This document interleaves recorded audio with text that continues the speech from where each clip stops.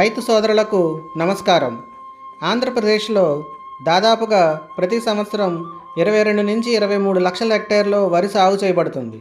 ఖరీఫ్ సీజన్లో మనకు తుఫానుల వలన, గాలివానల వలన ముంపు రావటం వలన దాదాపుగా 1.5 నుండి 2 లక్షల హెక్టేర్లు వరి పొలాలు నాశనమవుతున్నాయి. ఈ నేపథ్యంలో ప్రాంతీయ వ్యవసాయ పరిశోధనా స్థానం మార్టేర్లో తయారైన ముంపును తట్టుకునే వరి రకాల గురించి తెలుసుకుందాం.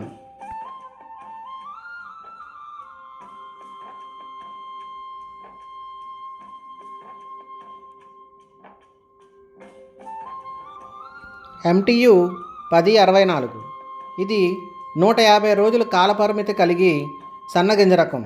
ధాన్యం ఎర్రగా ఉంటాయి. ఇది చేనుపై పడిపోదు, దోమను తట్టుకుంటుంది. అలాగే ముంపు వచ్చినప్పుడు కొంతవరకు ఈ రకం తట్టుకుంటుంది. గింజ రాలదు. దీనికి 2 నుంచి 3 వారాలు నిద్రావస్థ కలిగి ఉంటుంది.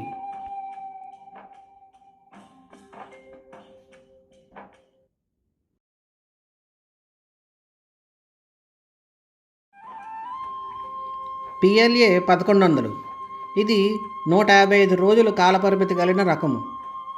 ధాన్యం సన్నగా ఉంటాయి. ఇవి కూడా ఎరుపులు. ఇది కూడా చేనుపై పడిపోదు, ముంపును బాగా తట్టుకుంటుంది. ఈ రకం బియ్యం తినటానికి చాలా బాగుంటాయి.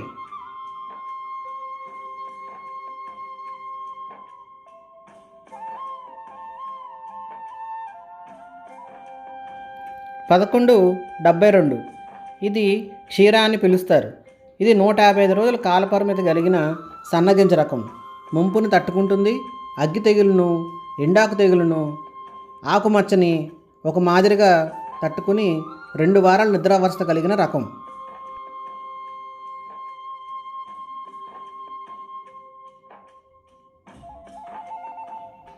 1223 దీనినే వర్ష అని పిలుస్తారు.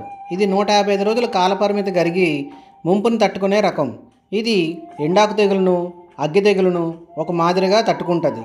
దీనికి 2 వారాలు నిద్రావస్థ కలిగి ఉంటుంది.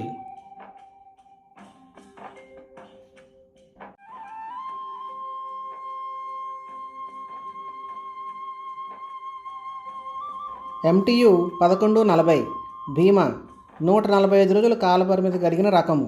చేనుపై పడిపోదు. ముంపు ఏ స్టేజ్లో వచ్చినప్పటికీ కూడా ఈ రకం తట్టుకుంటుంది. ఈ రకం గింజలు నాటిన వెంటనే ముంపు వచ్చినప్పటికీ కూడా తట్టుకునే స్వభావం కలిగిన రకం. దీనికి 2 వారాలు నిద్రావస్థ కలిగి దోమను తట్టుకునే రకం. ఈ ముంపును తట్టుకునే రకాలు వాడటం వలన రైతులు తుఫానుల వలన కలిగే నష్టాలని కొంతవరకు నివారించుకోవచ్చు.